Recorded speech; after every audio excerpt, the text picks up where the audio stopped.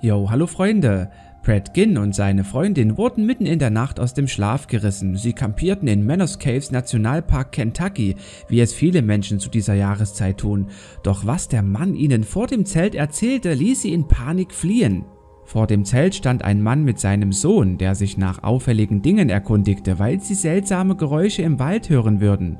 Das Paar hörte kurz darauf Schüsse aus dem Wald und der Mann kehrte zurück. Er sagte, er sah einen Bigfoot im Wald. Ob wegen des Bigfoots-Berichts oder der Schüsse ist nicht klar, doch das Paar floh in dieser Nacht vom Campingplatz und informierte anschließend die Polizei, wie die britische Zeitung Daily Star berichtete. Der Vorfall wurde von der Polizei untersucht und die Aussagen der Anwohner protokolliert. Die Verantwortlichen im Park weisen darauf hin, dass die Untersuchung noch nicht abgeschlossen ist, aber der Park ist sicher und trotzdem für Besucher weiterhin zugänglich. Aber was denkt ihr? Glaubt ihr an diese Story oder allgemein an Bigfoots? Dann lasst es mich wissen. Ich bedanke mich für eure Aufmerksamkeit und bis zum nächsten Mal.